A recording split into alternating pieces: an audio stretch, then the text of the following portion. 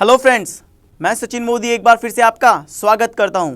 मैंने आपकी काफ़ी क्वेरीज पढ़ी जिसमें आपने मुझे बताया कि सर कुछ लेटेस्ट मशीन इनपुट के क्वेश्चंस को सॉल्व करवा दीजिए जो कि इस समय पैटर्न में आ रहे हैं। तो दोस्तों, इस बात को ध्यान में रखते हुए और आपके आने वाले बैंक पीओ के एग्जाम के फायदे के लिए मैंने बैंक ऑफ बड़ौदा मणिपाल 2016 का एक मशीन इनपुट का क्वेश्चन आपके सामने रखा है। यह जो क्वेश्चन है यह एक मेमोरी बेस्ड क्वेश्चन है, लेकिन ध्यान रखिए मे भी ऐसा हो सकता है कि आने वाले पीओ के पेपर में हमें कुछ ऐसा ही मिल जाए। तो फ्रेंड्स, जैसा कि आप देख रहे हैं कि मैंने बोर्ड पर एक मशीन इनपुट का क्वेश्चन लिखा है। इस क्वेश्चन के अंदर सबसे पहली चीज हमें यह समझना है कि इस मशीन इनपुट के अंदर क्या प्रोसेस चल रहा है और किस तरह से क्वेश्चन हमें दिए गए हैं। दोस्तों, आप देख रहे होंगे कि यहां पर लिखा हुआ है step 6 is the last step of the above input. It means ये जो क्वेश्चन हमसे यहां पे पूछा जा रहा है ये केस किसका हो गया? अरेंजमेंट का हो गया। सेकेंड इंपॉर्टेंट थिंग, अब हम ये देखते हैं कि स्टेप 6 में अरेंजमेंट दिया किस तरह का है, क्योंकि हमें ये हमेशा से पता है कि किसी भी अरेंजमेंट को समझने के लिए हम उसकी लास्ट स्टेप या पहले स्टेप को देख करके ये पता कर सकते हैं कि किस तरह का यहाँ पे अरेंजमेंट दिया हुआ है। अगर हम इसकी लास्ट स्टेप पर चलें तो लास्ट स्टेप पर हमें देखने पर यह पता लगता है कि एक नंबर और एक लेटर, देन एक नंबर और एक लेटर, इस तरह का अरेंजमेंट हमें दिया हुआ है। इसका मतलब हमें यह देखना है कि नंबर किस ऑर्डर में है और लेटर किस ऑर्डर में है।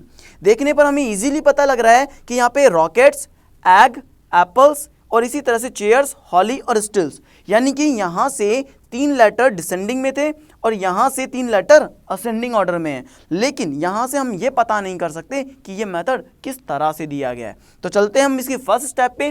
फर्स्ट स्टेप पे यहाँ पे लिखा हुआ है एप्पल्स, एप्पल्स लिखा हुआ है और हमने यहाँ देखा 42 चेयर्स, 65 रॉकेट्स और 29 यहाँ नहीं है। और अब यहाँ देखते हैं तो हमें पीछे मिल रहा है 28 मिल रहा है। इसका मतलब क्या हुआ? इसका मतलब ये हो रहा है कि आपके पास इस अरेंजमेंट में सबसे छोटा जो लेटर है उसे सबसे आगे आगे लेफ्ट हैंड साइड के कॉर्नर पे जमा दिया और जो सबसे छोटा नंबर है वो पीछे ही पीछे कॉर्नर पे जमा दिया, लेकिन इस नंबर में हमने एक कम कर दिया। इसका मतलब है हमने सब्सट्रैक्ट किया है 1 और लेटर के अंदर हमने क्या मॉडिफिकेशन किया है, यहाँ पे हमने एस को ऐड किया है। इसका मतलब यहाँ पे देखिए अरेंजमेंट कैसा दिया है कि इसकी फर्स्ट स्टेप में जब हमने लेटर को उठा करके लेफ्ट हैंड साइड के टॉप पे रखा तो वहाँ पे हमने उस लेटर को जो कि सबसे छोटा लेटर था उसको जमाया और वहाँ पे हमने एस ऐड कर दिया। और इसी तरह से राइट हैंड साइड के टॉप पर हमने देखा कि हमने जो नंबर जमाया उस नंबर में हमने -1 किया, यानी कि अगर हम 29 को जमा रहे हैं तो वहाँ 28 करते हैं, अगर हम 36 को जमाते तो 35 जमाते। तो नंबर का और लेटर का अरेंजमेंट कुछ इस तरह से दिया हुआ है। तो हमने देखा कि पहले स्टेप में हमने लेटर के साथ में एक नंबर ले लिया, लेकिन सेकंड स्टेप में आप देख रहे होंगे कि इस बार आपको लेफ्ट हैंड साइड के टॉप पे क्या मिल रहा है? नंबर मिल रहा है और हमने क्या रखा? 41 रखा। इसका मतलब कि हमें यहाँ पे 42 मिला और हमने इसको जमाया 41 किया। और इसी तरह से हमने इसका अरेंजमेंट में यहाँ पे चेयर्स कर दिया, यानी कि हमने इस बार लेटर पीछे की तरफ जमाया। तो अब हम ये समझ सकते हैं कि पहली स्टेप में हमने हर ऑड नंबर की पोजीशन पे, क्योंकि ऑड नंबर की पोजीशन इस तरह से, अगर मैं पहली स्टेप के अंदर किसी लेटर को जमा रहा हूं तो डेफिनेटली मैं थर्ड स्टेप के अंदर फिर किसी लेटर को जमाऊंगा और फिफ्थ स्टेप में भी मैं किसी लेटर को जमाऊंगा। इसका मतलब है हर ऑड पोजीशन पे मैं एक लेटर जमा रहा हूं और उस हर लेटर को जमाते वक्त मैं वहां पे उसके लास्ट में एस को ऐड कर दूंगा। और इसी तरह से मैं राइट हैंड साइड के टॉप पे चलता हूं तो हर इवन नंबर की पोजीशन पे मैंने कहीं ना कहीं एक नंबर जमाया है, हर इवन पोजीशन पे नंबर जमाया। लेकिन उस इवन नंबर की पोजीशन पे जब मैं वो नंबर जमा रहा हूं तो मैं वहां पे भी -1 कर रहा हूं। इसका मतलब अगर मैंने यहाँ 28 जमाया तो एक्चुअल में मेरे पास 29 रहा होगा, अगर यहाँ मैंने 51 जमाया तो एक्चुअल में मेरे पास 52 रहा होगा, और अगर मैंने यहाँ पे 84 जमाया तो एक्चुअली मैंने यहाँ पे 85 मेरे पास गिवन होगा। तो आप देख सकते हैं हमारे इनपुट के अंदर ये नंबर कुछ इसी तरह से दिए हुए हैं और हमने इसे इसी तरह से जमा दिया। तो 1 3 5 और 2 4 6 का अरेंजमेंट कुछ ऐसे हो गया। तो हमने यहाँ पे क्या किया?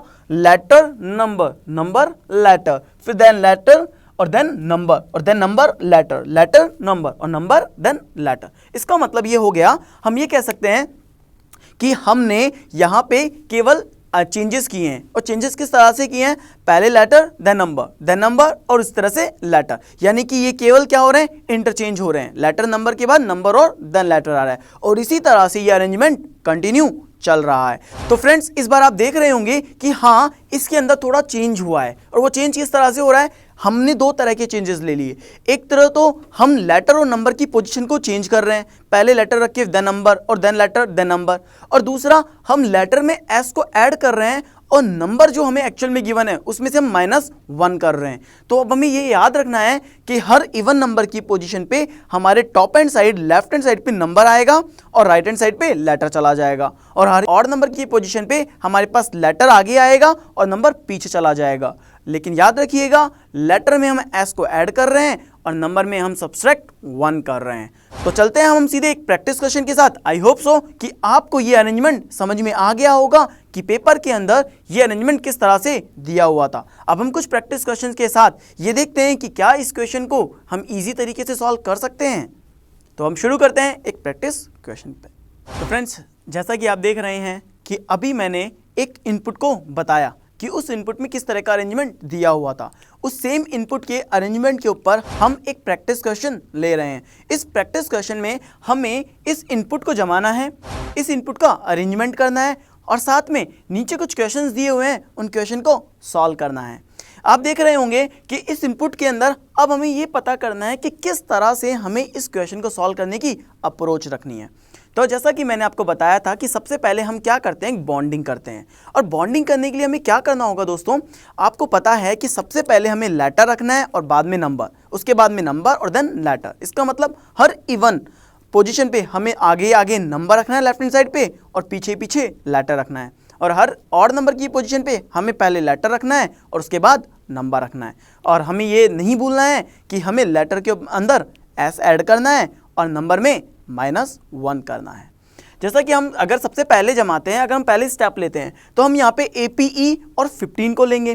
तो हम ये कह सकते हैं कि हमारे सबसे पहली स्टेप में APE के साथ में 15 आएगा और ये मिलाकर के हमारी पहली स्टेप बना देंगे।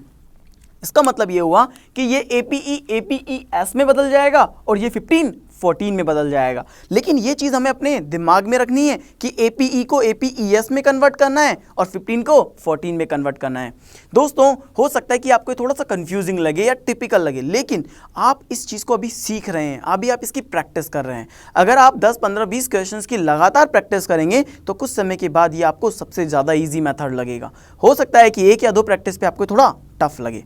नेक्स्ट अगर हम बात करते हैं, हमने पहले स्टेप कंप्लीट कर ली है कि हमने APE को और 15 को जमा दिया। सेकंड स्टेप की अगर हम बात करते हैं तो यहाँ पे हम ले लेंगे CALL कॉल और उसके साथ में हम ले लेंगे 59। तो हमारे सेकंड स्टेप में जम गए ये दोनों की दोनों लेटर और नंबर। अब देखिए दोस्तों हमें क्या करना है, पहली स्टेप में APE आगे और 15 पीछे, सेकेंड स्टेप में 59 आगे और CALL कॉल पीछे। क्यों? क्योंकि हमने कहा था कि पहले लेटर देन नंबर देन फिर नंबर और देन लेटर, यानी कि ये कहीं ना कहीं चेंज होते रहेंगे, रैंडमली चेंज होंगे। पहले रैंडमली हर बार लेटर आएगा और देन रैंडमली हर बार नंबर आएगा। इसी तरह से अगर हम थर्ड स्टेप की बात करते हैं तो थर्ड स्टेप के अंदर हम यहाँ पे लेंगे 76 और 76 के साथ ले लेंगे इम्प्लिसिट। तो हमारी थर्ड स्टेप बनी 76 और इम्प्लिसिट के साथ। नाउ अब हम बात करते हैं फोर्थ स्टेप की। तो फोर्थ स्टेप हमारी बन जाएगी LAND लैंड और 85। तो हमने यहाँ पे फोर्थ स्टेप बनाई लैंड और 85 के साथ। तो यहाँ पे हमारी फोर्थ स्टेप कंप्लीट हो गई। फिफ्थ स्टेप की हम बात करते हैं तो यहाँ पे बनेगा SOLD सॉल्ड और देन यहाँ पे आएगा 90। तो यहाँ से हमारी फिफ्थ स्टेप कंप्लीट हो गई। और देन लास्ट स्टेप की अगर हम बात करते हैं तो यहाँ पे आएगा अंडर और देन 94। तो ये हमारी सिक्स स्टेप कंप्लीट हो गई। तो देखिए दोस्तों अब हमें ये पता लग गया कि इस इनपुट के अंदर टोटल 6 स्टेप बनेगी। वो हमने क्यों पता लगा लिया?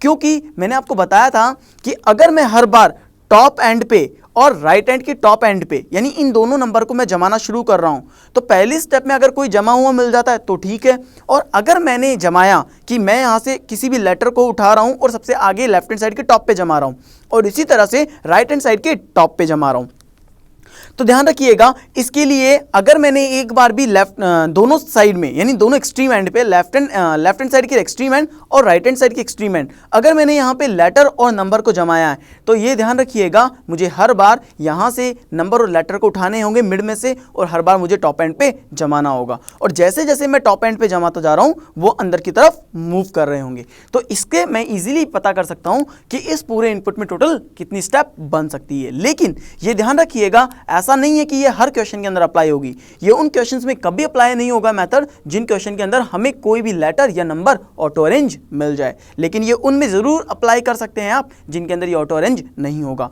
और इसके लिए हमें काफ़ी केयरफुली ये अरेंजमेंट करना होगा। तो जैसा कि हमने देखा कि हमारे पास यहाँ टोटल 6 स्टेप बन रही है इस इनपुट को सॉल्व करने के लिए, लेकिन आपको ये फिर से नहीं भूलना है, मैं आपको बार बार ये याद दिला रहा हूँ कि पहले letter then number, again then number और देन लेटर। अब हम चलते हैं क्वेश्चन के ऊपर। हमारा सबसे पहला क्वेश्चन है, in which step are the elements APES apps 94 under sold 90 found in the same order. दोस्तों यहां पर हमें एक क्लू मिला, वो क्लू क्या था, यहां पे लिखा हुआ है APES, और APES को देखूं तो ये APES हमारी कौन सी स्टेप में जम रहा था, पहली स्टेप में जम रहा था। इसका मतलब कि ये कहीं ना कहीं हमें ये नहीं बताया गया कि ये कौन सी स्टेप है, लेकिन हमें ये पूछा गया था कि किस स्टेप के अंदर ये सेम ऑर्डर हमें मिलेगा। अब देखिए APES के बाद अगर मैं देखूं क्लू में तो यहाँ पे 94 और सोल्ड 90, जो कि मैं अगर देखूं तो 5वीं स्टेप में है, सोल्ड और 90 5वीं स्टेप में है, और अंडर और 94 6वीं स्टेप में है। इसका मतलब ये मैं कह सकता हूं कि इसके बाद अगर ये मुझे ऑटो रेंज मिल रहे हैं, अपने आप जमे हुए मिल रहे हैं, तो ये कौन सी स्टेप हो सकती है, ये डेफिनेटली 4th स्टेप हो सकती है। क्योंकि अब ये देखिए ये लेटर मुझे जमा हुआ मिला क्योंकि ये मैंने जमा दिया था किसी पर्टिकुलर स्टेप में, और उसके बाद इससे पहले के जो लेटर और नंबर होंगे वो इस तरफ जमे होंगे, और इसके साथ वाले जो जम रहे होंगे वो इसके बाद में जम रहे होंगे। यस या नो? इसका मतलब जब ये मुझे सेम ऑर्डर में मिलेगा तो डेफिनेटली ये दोनों अभी तक मैंने जमाए नहीं होंगे। और ये जमाए क्यों नहीं होंगे? क्योंकि सोल्ड मेरी 5वीं स्टेप में जम रहा है और अंडर मेरी 6th स्टेप में जम रहा है। इसका मतलब अगर ये मुझे सेम ऑर्डर में मिलेगा तो ये कौन से स्टेप में मिलेगा? 4th स्टेप में मिलेगा। तो मेरे जो पहले क्वेश्चन का आंसर है वो यहाँ पे मेरे लिए ईजी हो गया कि यहाँ पे इस क्वेश्चन का आंसर होगा 4th स्टेप। तो हम यहाँ पे इजीली कह सकते हैं कि ये ऑटो अरेंज यानी कि ये सेम ऑर्डर में हमें 4थी स्टेप में मिलेगा। आई होप सो ये आपको समझ में आ गया होगा, क्योंकि मैंने आपसे कहा कि अगर ये लेटर जमा हुआ है और उसके बाद मुझे ये कंटिन्यूसली जमे हुए मिलेंगे तो ये तभी मिलेंगे जब 4थी स्टेप तक के लेटर और नंबर इसके दोनों तरफ जम चुके होंगे, तभी ये कंटिन्यूसली मेरे को एक साथ मिलेंगे। इसका मतलब है APE और यहाँ पे 15 ऑलरेडी जम चुके हैं और ये जम जाएंगे तो ये एक साथ आ जाएंगे, और ये एक साथ केवल 4थी स्टेप के बाद ही हमें मिलेगा। Clear friends? तो यहाँ हम इजीली कह सकते हैं कि पहले क्वेश्चन का आंसर हमारा होगा कि 4th स्टेप के अंदर ये हमें सेम ऑर्डर में मिलेगा। You can watch all our videos and more on your smartphone.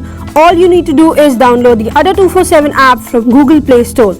This app is the #1 trending educational app in India and is also our official app for bankersadda.com and sscadda.com. You can visit our website bankersadda.com, hit the subscribe button on our YouTube channel and like our Facebook page for the latest updates. We look forward to your views and comments.